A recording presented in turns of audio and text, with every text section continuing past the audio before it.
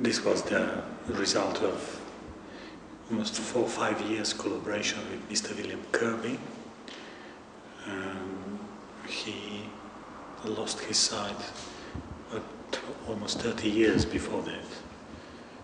And then I met him and we discussed about the collaboration, and we embarked on quite a large collaboration, and then the result was the project.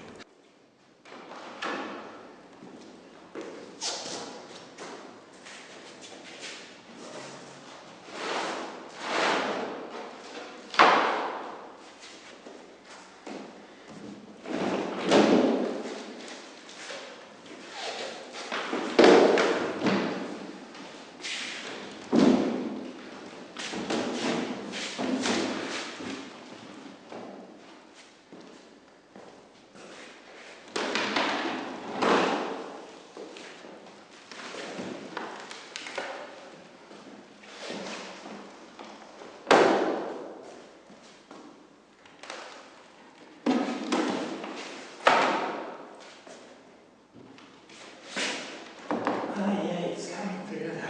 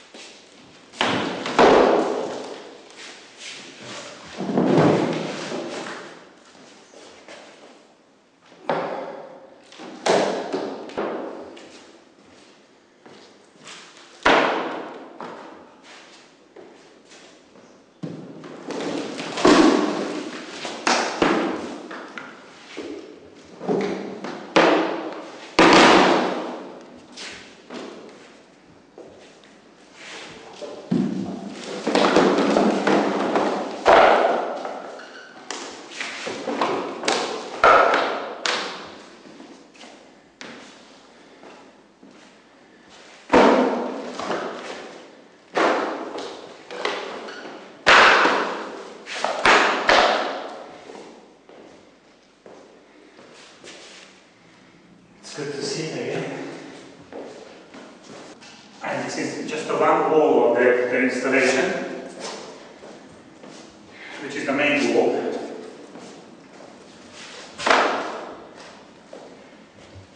Of the project, what you can see, it's a wall.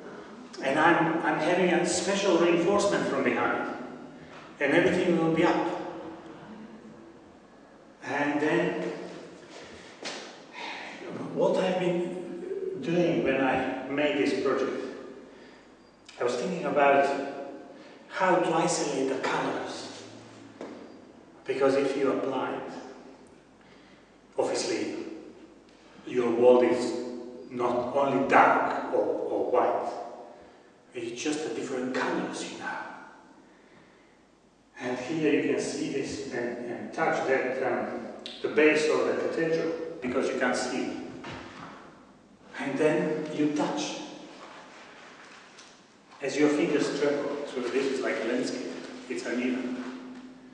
And then you come to this here and follow, and you can see that it's part of that journey to explain that the feeling of cathedral base. So this is a wall picture of Wells Cathedral? Yeah. This is like an aerial view of the land.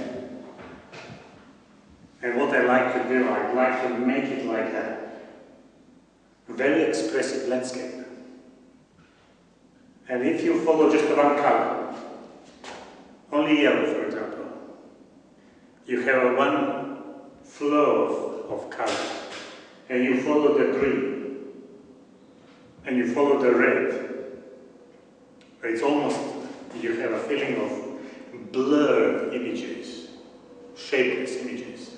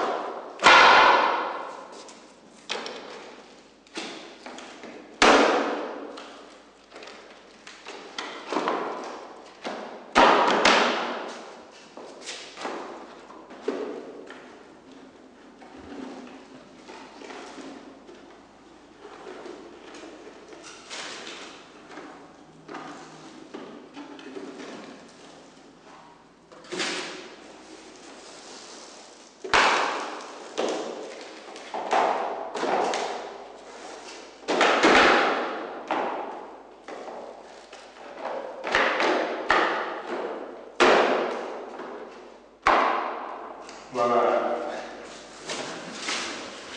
I create them after I construct it, you know, and they're very nice linked together by the images and also by the idea how you travel through the space, you know, and how you understand the space. Because when I painted, you know, I thought about, you know, how to create something which will be not easy to understand, to be understood. How do the blind people feel the top of the picture? How they feel? How do they feel the top of the picture if they're not tall like you? It's very difficult anybody to understand how big the space it is. That is why I made it beyond the human reach, you know. Because you can't touch the ceiling, you can't touch the next wall, you know.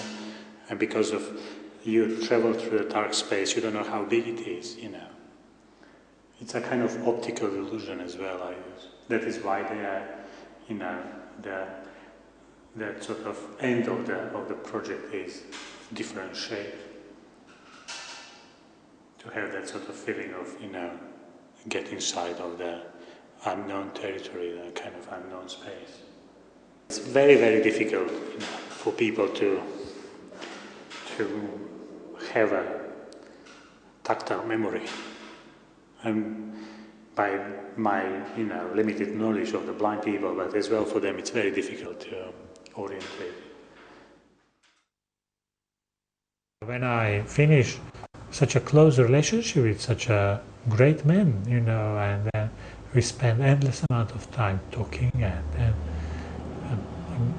going together, you know, visiting museums, and I was explaining to him what he would like to experience, you know, and I said, I'm going to do the full figure of you, I said, but that will be almost, because we are physically very similar in height and physical appearance, but he's older 30 years. And I said to him, look, I'm going to do the figure which will be my self figure, but in the body of you, because I don't know what I'm going to look like in 30 years time, but I like for me this figure to look like you and me, and I've done it.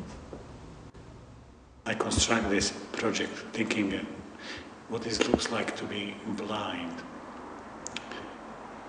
In Saturday, 12 o'clock, in Oxford Street, in London, where you have millions of foreigners, strange bodies, people who you never have a chance to meet them again, because almost 99% of foreigners, you know, visitors. And to be blind, it must be very, very unsettled feeling, you know, quite disturbing. Surrounded with a smell, with a shout, with a different noise, with the passing by people and streets and angles and repetitive geometrical shapes of the forms which surrounds you.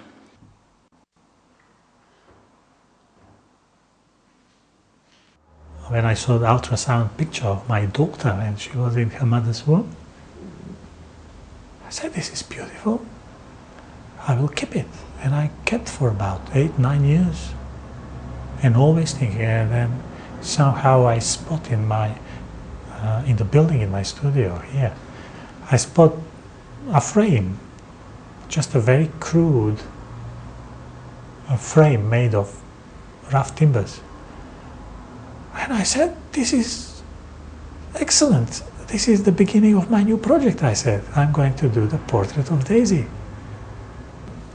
It's finished now. That frame of timber disappeared inside, but that was just a starting point for me to go and connect that sort of thoughts which I had about 8-9 years before that, you know. And now I'm working. I've never sit in my studio to think what I'm going to do now. It's always pre-cooked, well frozen into the deep fridge. And when it's time for that, I'm just taking out, defrost, and then you do it.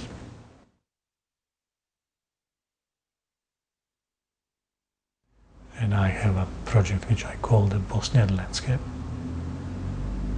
which I've explored that sort of uncertainty, feeling of losing the past. It's a landscape, an object which is made of human hair, of the nails and the spices. Everything you can find if you dig a little bit under the surface of the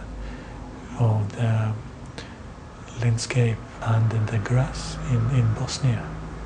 A lot of human hair, a lot of spices, a lot of burned timbers, a lot of traces of destruction, because I like to penetrate underneath the surface of things.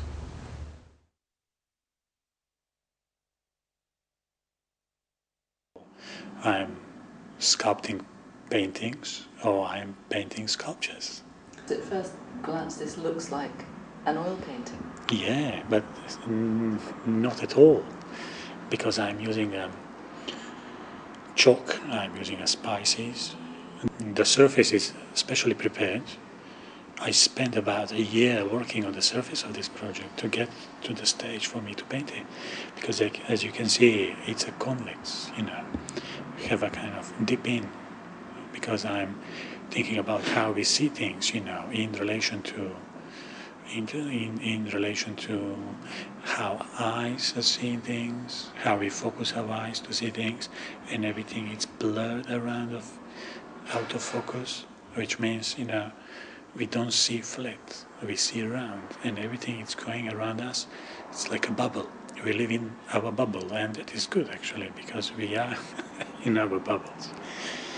And in this case, I'm working on the project which I'm trying to understand the history of understanding the world.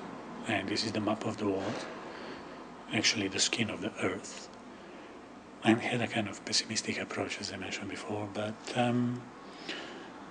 yeah, you know, tracing the maps which were made in different time of the history of Earth, the maps which they have a focus of attention is completely different, because if the Venetian map maker in 14th century thought about creating the map, for them the Venice will be the center of the world. If the Chinese create a map, it will be center of the world China. They were